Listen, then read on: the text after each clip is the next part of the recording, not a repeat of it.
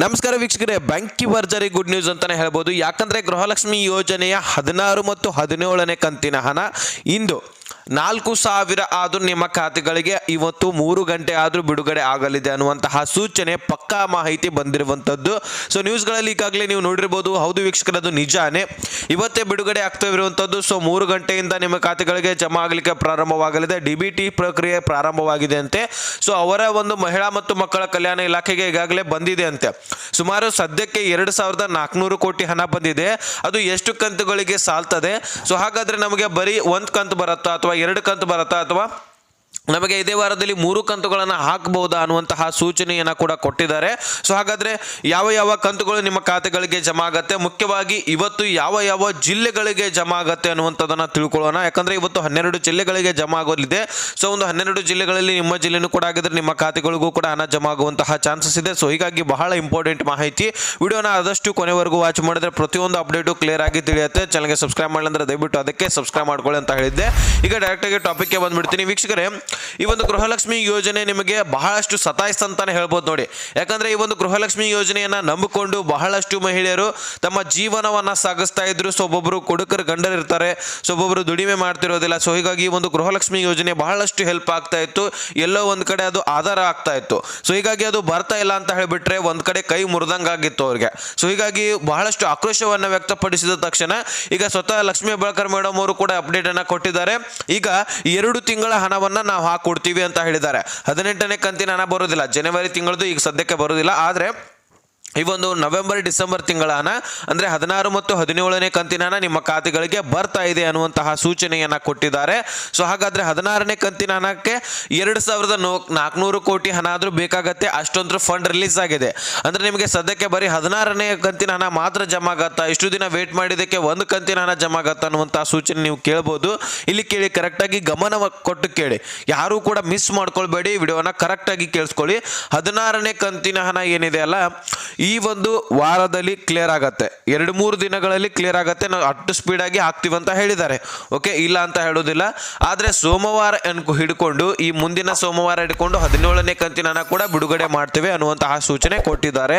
ಮೊದಲನೇ ಕಂತಿನ ಹಣ ಬಿಡುಗಡೆ ಮಾಡುವಾಗ ಮಾತ್ರ ಡಿಲೇ ಆಗತ್ತೆ. ಗ್ರಾಮ ಪಂಚಾಯಿತಿಯಿಂದ ಫಸ್ಟ್ ಪ್ರೊಸೆಸಿಂಗ್ ಅನ್ನುವಂತಹ ಕಾರಣಕ್ಕಾಗಿ ಡಿಲೇ ಆಗಿತ್ತು. ಸೊ ಹೀಗಾಗಿ 2,400 ಕೋಟಿ ಹಣ ಏನಿದಿಲ್ಲ ಅದು ಬರಲಿಕ್ಕೆ ಒಂದ್ ಸ್ವಲ್ಪ ಟೈಮ್ ತಗೊಳ್ತು. ಇನ್ಮೇಲಿಂದ ಆ ರೀತಿ ಏನು ಪ್ರಾಬ್ಲಮ್ ಆಗೋದಿಲ್ಲ. 17ನೇ ಕಂತಿನ ಹಣ ಏನಿದೆಯಲ್ಲ ಆದಷ್ಟು ಸ್ಪೀಡ್ ಆಗಿ ಜಮಾ ಮಾಡ್ತೀವಿ. ಈಗ 16 ಮತ್ತು 17ನೇ ಕಂತಿನ ಹಣ ಸತತವಾಗಿ ಬರ್ತಾನೆ ಇರುತ್ತವೆ. ಮಹಿಳೆಯರಿಗೆ ಒಂದು ವಾರದಲ್ಲಿ 16, 17ನೇ ಕಂತಿನ ಹಣ ಕ್ಲಿಯರ್ ಆಗಿರ್ತವೆ ಅನ್ನುವಂತಹ ಸೂಚನೆಯನ್ನ ಇಲ್ಲಿ ಸಚಿವೆ ಲಕ್ಷ್ಮೀ ಹೆಬ್ಬಾಳ್ಕರ್ ಮೇಡಮ್ ಅವರು ಕೊಟ್ಟಿದ್ದಾರೆ. ಸೊ ಹೀಗಾಗಿ ಯಾರು ಕೂಡ ತಲೆ ಕೆಡಿಸ್ಕೊಳ್ಬೇಡಿ. ಡೆಫಿನೆಟ್ಲಿ ನಿಮ್ಮ ಖಾತೆಗಳಿಗೆ 2,000 ಪ್ಲಸ್ 2,000 ಡಿವೈಡ್ ಆಗಿ ಜಮಾ ಆಗತ್ತವೆ. ಆದ್ರೆ 100% 4,000 ಹಣ ಜಮಾ ಆಗ್ತವೆ. ಒಟ್ಟಿಗೆ 4,000 ಜಮಾ ಆಗೋದಿಲ್ಲ. ಇದು ನಿಮ್ ತಲೆ ಇರಲಿ. ಡೈರೆಕ್ಟ್ ಆಗಿ 4,000 ಕ್ರೆಡಿಟೆಡ್ ಅಂತ ಈ ರೀತಿ ಬರೋದಿಲ್ಲ. 2,000 ಪ್ಲಸ್ 2,000 ಈ ರೀತಿ ಹಣ ಜಮಾ ಆಗತ್ತೆ. ಸೊ ಒಂದು ವಾರದಲ್ಲಿ ಕ್ಲಿಯರ್ ಆಗಿರುತ್ತೆ. ಮೊದಲು ಹಿಡ್ಕೊಂಡು ನೋಡ್ಕೋತ ಬಂದಿದ್ದೀರಿ, ಯಾರಿಗೂ ಕೂಡ 4,000 ಅಂತ ಹೇಳ್ಬಿಟ್ಟು 6,000 ಅಂತ ಹೇಳ್ಬಿಟ್ಟು ಜಮಾ ಆಗಿಲ್ಲ ಒಮ್ಮೆಲೆ. ಸೊ ಇದು ಡಿವೈಡ್ ಆಗಿ ಜಮಾ ಆಗ್ತಕ್ಕಂಥದ್ದು 2,000 ಪ್ಲಸ್ 2,000 ಈ ರೀತಿ ಜಮಾ ಆಗಿದೆ. ಸೊ ಹೀಗಾಗಿ ಪ್ರತಿಯೊಬ್ಬರು ಕೂಡ ಸಹಕರಿಸಬೇಕು. ಒಂದೇ ವಾರದಲ್ಲಿ ಈ ಒಂದು 2 ತಿಂಗಳ ಹಣ ಆದ್ರೂ ನಿಮಗೆ ಕ್ಲಿಯರ್ ಮಾಡ್ತಾರೆ. ತದನಂತರ ಈ ಒಂದು ಜನವರಿ ಮತ್ತು ಫೆಬ್ರವರಿ ಮುಗಿಯುತ್ತೆ ಅನ್ಸುತ್ತೆ. ಫೆಬ್ರವರಿ ಎಂಡ್ವರೆಗೂ ಕೂಡ ಈ ಒಂದು 16, 17 ಬಂದ್ ಬಿಡತ್ತೆ ಅಂತ ಅನ್ಕೊಳ್ಳಿ. ಅದು ಕ್ಲಿಯರ್ ಆಯ್ತಪ್ಪ ಅನ್ಕೊಳ್ಳಿ. ಇನ್ನು ಮಾರ್ಚ್ನಲ್ಲಿ ಈ ಒಂದು ಜನವರಿ ಮತ್ತು ಫೆಬ್ರವರಿ ತಿಂಗಳ ಹಣ ಕ್ಲಿಯರ್ ಮಾಡಿದ್ರೆ ಸಾಕು. ನೆಕ್ಸ್ಟ್ ಏಪ್ರಿಲ್ನಲ್ಲಿ ಏನು ಮಾಡ್ತಾರೆ, ಮಾರ್ಚ್ ಹಾಕ್ತಾರೆ.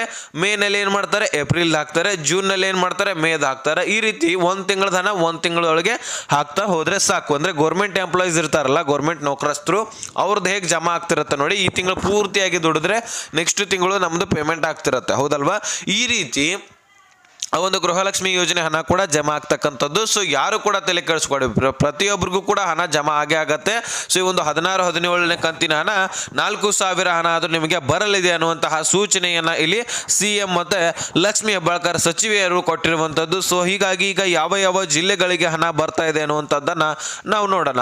ಸೊ ವೀಕ್ಷಕರೇ, ಯಾವ ಜಿಲ್ಲೆಗಳು ಅನ್ನುವುದಾದ್ರೆ ಧಾರವಾಡ ಜಿಲ್ಲೆ, ಯಾದಗಿರಿ, ಉತ್ತರ ಕನ್ನಡ, ದಕ್ಷಿಣ ಕನ್ನಡ, ದಾವಣಗೆರೆ, ಉಡುಪಿ, ತುಮಕೂರು, ಚಿತ್ರದುರ್ಗ, ಚಿತ್ರದುರ್ಗ, ಚಿಕ್ಕಮಗಳೂರು, ಶಿವಮೊಗ್ಗ, ರಾಯಚೂರು, ಚಿಕ್ಕಬಳ್ಳಾಪುರ ಈ ಒಂದು ಜಿಲ್ಲೆಗಳಿಗೆ ಮೊದಲನೇ ಹಂತದಲ್ಲಿ ಸ್ಪೀಡ್ ಆಗಿ ಬರ್ತಕ್ಕಂಥದ್ದು. ಉಳಿದ ಜಿಲ್ಲೆಗಳಿಗೂ ಕೂಡ ಜಮಾ ಆಗತ್ತೆ. ಆಲ್ಮೋಸ್ಟ್ ನಾಳೆ ಜಮಾ ಆಗ್ಬೋದು, ಮತ್ತೆ ನಾಡ್ದು ಕೂಡ ಜಮಾ ಆಗ್ಬೋದು. ಈ ರೀತಿ ನಿಮ್ಗೆ ಬಹಳ ಡಿಲೇ ಏನಾಗೋದಿಲ್ಲ. ಇವತ್ತು ಜಮಾ ಆದ್ರೆ ನಾಳೆ ಕೂಡ ಜಮಾ ಆಲ್ಮೋಸ್ಟ್ ಜಮಾ ಆಗಿರತ್ತೆ. ಸೊ ಹೀಗಾಗಿ ಈಗ ಡಿಲೇ ಮಾಡಿರುವಂಥದ್ದು ಸಾಕಂತ ಹೇಳ್ಬಿಟ್ಟು ಸ್ಪೀಡ್ ಆಗಿ ಜಮಾ ಮಾಡ್ತಾ ಇದ್ದಾರೆ. ಸೊ ಹೀಗಾಗಿ ಯಾರು ಕೂಡ ತಲೆ ಕೆಡಿಸ್ಕೊಳ್ಬೇಡಿ. ಡೆಫಿನೆಟ್ಲಿ ಇವತ್ತು ಹಣ ಜಮಾ ಆದ್ರೆ ಕಮೆಂಟ್ ಮಾಡಿ ತಿಳಿಸೋದನ್ನ ಮರಿಬೇಡಿ. ಪ್ರತಿಯೊಬ್ಬರು ಕೂಡ ಕಮೆಂಟ್ ಮಾಡಿ ದಯಮಾಡಿ. ಈಗಾಗಲೇ ಅನ್ನಭಾಗ್ಯ ಯೋಜನೆಯಲ್ಲಿ ಕೂಡ ಹಣ ಜಮಾ ಆಗಿದೆ ಅಂತ ಸಾಕಷ್ಟು ನಮಗೆ ಅಪ್ಡೇಟ್ಗಳು ಸಿಕ್ಕಿದಾವೆ. ಅನ್ನಭಾಗ್ಯ ಯೋಜನೆಯಲ್ಲಿ ಹಿಂದೆ ಉಳಿದಕ್ಕಂತಹ ಹಣ ಜಮಾ ಆಗಿದ್ದಾವೆ. ಏನಪ್ಪ ಇವ್ರು ಹೇಳ್ತಾ ಇದ್ದಾರೆ 10 kg ಅಕ್ಕಿ ಕೊಡ್ತೇವೆ ಅಂತ ಹೇಳಿದ್ದಾರೆ, ಇನ್ನು ಹಣ ಹೇಗೆ ಜಮಾ ಮಾಡ್ತಾರೆ ಅಂತ ಹೇಳ್ಬೋದು. ಹಿಂದಿನ ವಿಷಯ ಹೇಳ್ತಾ ಇದ್ದೀನಿ. ಸೊ ಒಂದು ವಾರದಲ್ಲಿ, ಹಿಂದಿನ ವಾರದಲ್ಲಿ ಏನಾಗಿತ್ತಂದ್ರೆ ಅನ್ನಭಾಗ್ಯ ಯೋಜನೆಯಲ್ಲಿ ಕೂಡ ಹಣ ಜಮಾ ಆಗಿತ್ತು. ಆಲ್ಮೋಸ್ಟ್ 2 ತಿಂಗಳ ಹಣ ಕ್ಲಿಯರ್ ಮಾಡಿದ್ದಾರೆ. ಆದರೆ ಎಲ್ಲರಿಗೂ ಕೂಡ ಹಣ ಜಮಾ ಮಾಡಿಲ್ಲ. ಕೆಲವೊಂದಿಷ್ಟು ಫಲಾನುಭವಿಗಳಿಗೆ ಹಣ ಜಮಾ ಆಗಿದೆ. ಆದರೆ ಈಗ ಟೋಟಲಿ ನಿಮಗೆ ಇನ್ಮೇಲಿಂದ 10 kg ಅಕ್ಕಿ ಸಿಗುವಂತಹ ಸೂಚನೆ ಕೊಟ್ಟಿದ್ದಾರೆ. ಓಕೆನಾ. ಸೊ ಅನ್ನಭಾಗ್ಯದಲ್ಲಿ ಇಷ್ಟು ಅಪ್ಡೇಟ್ ಏನಂದ್ರೆ 10 kg ಅಕ್ಕಿ ನಿಮಗೆ ಸಿಗುತ್ತೆ. ಇದ್ರ ಬಗ್ಗೆ ಈಗಾಗಲೇ ನಾನು ಒಂದು ವಿಡಿಯೋದಲ್ಲಿ ತಿಳಿಸ್ಕೊಟ್ಟಿದ್ದೀನಿ. ಓಕೆ, ಅದ್ರ ಬಗ್ಗೆ ಡೀಟೇಲ್ ಆಗಿ ನಿಮಗೆ ಆಲ್ರೆಡಿ ತಿಳಿಸಿದ್ದೀನಿ. ಅದ್ರ ಬಗ್ಗೆ ಹೆಚ್ಚಾಗಿ ಏನು ಮಾತಾಡೋಕ್ಕೆ ಇಷ್ಟಪಡೋದಿಲ್ಲ. ಗೃಹಲಕ್ಷ್ಮಿಯರಿಗೆ ಒಂದು ಸೂಚನೆ ಕೂಡ ಸರ್ಕಾರ ಕೊಟ್ಟಿರ್ತಕ್ಕಂಥದ್ದು. ಸೊ ಆ ಸೂಚನೆ ಏನು, ಯಾಕೆ ಸೂಚನೆಯನ್ನ ಕೊಟ್ಟಿದ್ದಾರೆ ಮಹಿಳೆಯರಿಗೆ ಅನ್ನುವಂಥದ್ದನ್ನ ನಾವು ನೋಡೋಣ. ವೀಕ್ಷಕರೇ, ಎಲ್ಲ ಮಹಿಳೆಯರು ಏನು ಮಾಡ್ತಾ ಇದ್ರು, ಈಗ ಬಹಳಷ್ಟು ಫಲಾನುಭವಿಗಳು ಈಗ ನೋಡಿ ಒಂದು 1,28,00,000 ಫಲಾನುಭವಿಗಳಿದ್ದಾರೆ ಟೋಟಲಿ ಗೃಹಲಕ್ಷ್ಮಿ ಯೋಜನೆಯಲ್ಲಿ. ಸೊ ಅದರಲ್ಲಿ ಒಂದು 50 ಲಕ್ಷ ಅಥವಾ ಒಂದು ಹೆಚ್ಚಾನೆಚ್ಚು ಆಲ್ಮೋಸ್ಟ್ 70 ಲಕ್ಷದವರೆಗೂ ಕೂಡ ಆಲ್ಮೋಸ್ಟ್ ಎಲ್ಲರದು ಕೂಡ ಸಾಲ ಸೂಲಗಳಿದಾವೆ. ಹೌದಲ್ವಾ. ಎಲ್ಲ ಮಹಿಳೆಯರದಾಗಿರ್ಲಿ ಅಥವಾ ಕುಟುಂಬದಾಗಿರ್ಲಿ ಸಾಲಗಳಿದಾವೆ. ಅಂಥದ್ರಲ್ಲೇನೆ ಗೃಹಲಕ್ಷ್ಮಿ ಯೋಜನೆಯನ್ನ ನೀವು ತುಂಬಾನೇ ಅವಲಂಬನೆ ಮಾಡ್ಕೊಂಡಿದ್ರಿ. ಯಾಕಂದ್ರೆ ಸಾಲಗಳಲ್ಲಾಗಿರ್ಲಿ ಈಗ EMI 2,000 3,000 ಇರುತ್ತೆ. ಈ ಒಂದು ಗೃಹಲಕ್ಷ್ಮಿ ಪ್ರತಿ ತಿಂಗಳು ಕೂಡ ಜಮಾ ಆದರೆ ಆ EMI ತುಂಬಿಡ್ತಾ ಇದ್ರಿ. ಅಥವಾ ನೀವು ಯಾವುದೇ ವಸ್ತುಗಳನ್ನ ಖರೀದಿ ಮಾಡಿಕೊಂಡು ಗೃಹಲಕ್ಷ್ಮಿ ಯೋಜನೆಯನ್ನ ನಂಬಿಕೊಂಡು ನೀವು ಏನು ಮಾಡ್ತಾ ಇದ್ರಿ, ವಸ್ತುಗಳನ್ನ ಖರೀದಿ ಮಾಡ್ತಾ ಇದ್ರಿ. ಟಿವಿನೋ, ಫ್ರಿಜ್ನೋ, ಮೊಬೈಲ್ನೋ ಅಥವಾ PC-ನೋ ಈ ರೀತಿ ಏನೋ ವಸ್ತುಗಳನ್ನು ಖರೀದಿ ಮಾಡ್ತಾ ಇದ್ರಿ. ಅಥವಾ ಶಾಲಾ ಫೀಸ್ಗಳನ್ನು, ಮಕ್ಕಳ ಶಾಲಾ ಫೀಸ್ಗಳನ್ನು ಮತ್ತೊಬ್ಬರ ಹತ್ರ ಕೈ ಸಾಲವನ್ನು ಇಸ್ಕೊಂಡು, ಒಂದು ಸಾಲಗಳನ್ನು ಇಸ್ಕೊಂಡು ಆ ಶಾಲಾ ಫೀಸ್ಗಳನ್ನು ತುಂಬ್ತಾ ಇದ್ರಿ. ನಂತರ ಗೃಹಲಕ್ಷ್ಮಿ ಬರತ್ತೆ ಅಂತ ಹೇಳ್ಬಿಟ್ಟು ಕಾಯ್ತಾ ಕುಂಡಿರ್ತಾ ಇದ್ರಿ. ನಿಮಗೆ ಒಂದು ಸೂಚನೆಯನ್ನ ಇಲ್ಲಿ CM ಆಗಿರಲಿ, ಟೋಟಲಿ ನಮ್ಮ ರಾಜ್ಯ ಸರ್ಕಾರ ಕೊಡ್ತಕ್ಕಂಥದ್ದು, ಈ ರೀತಿ ಕೈ ಸಾಲಗಳನ್ನಾಗಿರ್ಲಿ ಅಥವಾ EMI ಮುಖಾಂತರ ಯಾವುದೇ ವಸ್ತುಗಳನ್ನು ತೆಗೆದುಕೊಂಡು ಬರೋದಾಗಿರ್ಲಿ, ಈ ರೀತಿ ಮಾಡ್ಲಿಕ್ಕೆ ಹೋಗಬೇಡಿ. ಯಾಕಪ್ಪ ಅಂದ್ರೆ ಗೃಹಲಕ್ಷ್ಮಿ ಯೋಜನೆ ಹಿಂದೆ ಜಮಾ ಆಗತ್ತೆ, ಇವತ್ತೇ ಪಕ್ಕಾ ಜಮಾ ಆಗತ್ತೆ ಅನ್ನುವಂತಹ ಸೂಚನೆ ರಾಜ್ಯ ಸರ್ಕಾರ ಕೊಡೋದಿಲ್ಲ. ಆ ಒಂದು ದಿನ ತಪ್ಪಬಹುದು, ಒಂದು ಸ್ವಲ್ಪ ಮುಂದೂ ಆಗ್ಬೋದು, ಒಂದು ಸ್ವಲ್ಪ ಹಿಂದೂ ಆಗ್ಬೋದು. ಈಗ ಡಿಲೇ ಹೇಗಾಗಿದೆ ನೋಡಿದ್ರಲ್ಲ, 2 ತಿಂಗಳು. ಸೊ ಅದಕ್ಕೋಸ್ಕರ ಅವ್ರು ಹೇಳಿರ್ತಕ್ಕಂತಹ ಡೇಟ್ಗೆ ಹಾಕ್ಲಿಲ್ಲಪ್ಪ ಅಂದ್ರೆ ಅವಾಗ ಏನು ಮಾಡ್ತೀರಾ? ಸೊ ಅವಾಗ ನಿಮಗೆ ಲಾಸು. ಸೊ ಹೀಗಾಗಿ ಯಾರು ಕೂಡ ಈ ರೀತಿ ನಿಮ್ಮ ಒಂದು ಕೈ ಸಾಲಗಳನ್ನಾಗಿರಲಿ, ಇನ್ನೊಬ್ಬರ ಹತ್ರ ಅಥವಾ EMI ಮುಖಾಂತರ ಯಾವುದೇ ಒಂದು ಬ್ಯಾಂಕ್ಗಳಲ್ಲಿ ಸಾಲಗಳನ್ನು ಮಾಡಿಸ್ಕೊಂಡಾಗಿರಲಿ, ಈ ರೀತಿ ಮಾಡ್ಲಿಕ್ಕೆ ಹೋಗಬೇಡಿ. ಆ ಥರ ಬಡ್ಡಿ ಸಾಕಷ್ಟು ಹೆಚ್ಚಾಗಿರುತ್ತೆ. ಈಗಾಗಲೇ ನೋಡಿದಿರಿ, ಮೈಕ್ರೋ ಫೈನಾನ್ಸ್ಗಳನ್ನು ಬಂದ್ ಮಾಡುವ ನಿಟ್ಟಿಗೆ ಸರ್ಕಾರ ಸಾಕ್ತಾ ಇದೆ. ಯಾಕಂದರೆ ಆ ದಿನನಿತ್ಯ ಇರುವಂತಹ ಬಡ್ಡಿ, ಈಗ ಒಂದು ದಿನ ಲೇಟ್ ಮಾಡಿದ್ರೆ ಸಾಕು 500 ರೂಪಾಯಿ ಬಡ್ಡಿ ಹಚ್ತಾರೆ.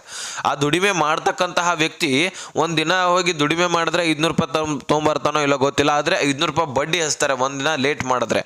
ಸೊ ಹೀಗಾಗಿ ಆ ಒಂದು ಹಣವನ್ನ ತುಂಬಲಿಕ್ಕೆ ಒಂದು ಜನರಿಗೆ ಆಗ್ತಾ ಇಲ್ಲ. ಅಂಥದ್ರಲ್ಲಿ ನೀವು ಸಾಲ ಸೂಲಗಳನ್ನ ಮಾಡಿದ್ರೆ ಮತ್ತಷ್ಟು ನಿಮ್ಮ ಮೇಲೇನೆ ಹೊರೆ ಬೀಳುತ್ತೆ. ಹೀಗಾಗಿ ಈ ಒಂದು ಗೃಹಲಕ್ಷ್ಮಿ ಯೋಜನೆಯನ್ನ ಹಣ ಏನು ಸಿಗ್ತದಲ್ಲ, ಅದನ್ನೆಲ್ಲನೂ ಕೂಡ ಕೂಡಿಟ್ಕೊಂಡು ನಿಮಗೆ ನಂತರ ಏನು ಬೇಕು ನೋಡಿ ಅದನ್ನು ತೆಗೆದುಕೊಳ್ಳಿ. ಅದರ ಹೊರತಾಗಿ ಕೈ ಸಾಲ ಮಾಡೋದಾಗಿರಲಿ ಅಥವಾ ಇನ್ನಿತರ ಕಡೆ ಸಾಲ ಸೂಲಗಳನ್ನು ಮಾಡೋದಾಗಿರಲಿ, ಈ ರೀತಿ ಮಾಡಬೇಡಿ. ಅದು ನಿಮ್ಮ ಮೇಲೆ ಹೊರೆ ಬೀಳುತ್ತೆ. ಸೊ ಅದಕ್ಕೆ ನೀವೇ ಜವಾಬ್ದಾರಿ ಕೂಡ ಆಗಿರ್ತೀರಿ. ಅದನ್ನು ಸರ್ಕಾರ ಬಂದು ಮುಟ್ಟಿಸೋಲ್ಲ. ಸೊ ನೀವೇ ಮುಟ್ಟಿಸ್ಬೇಕಾಗತ್ತೆ. ಸೊ ಹೀಗಾಗಿ ಪ್ರತಿಯೊಬ್ಬರು ಎಚ್ಚರಿಕೆಯಿಂದ ಹೆಜ್ಜೆಯನ್ನು ಇಡಿ ಅಂತ ಹೇಳ್ತಾ ಇಷ್ಟು ಅಪ್ಡೇಟ್ ಕೊಡಬೇಕಾಗಿತ್ತು, ಕೊಟ್ಟಿದ್ದೀನಿ. ಅರ್ಥ ಆಗಿದೆ ಅಂತ ಅಂದ್ಕೊಳ್ತೀನಿ. ನೆಕ್ಸ್ಟ್ ಮಾಹಿತಿ ಸಿಗೋಣ. ಅಲ್ಲಿ ತನಕ ಬಾಯ್ ಬಿಡಿ ಫ್ರೆಂಡ್ಸ್.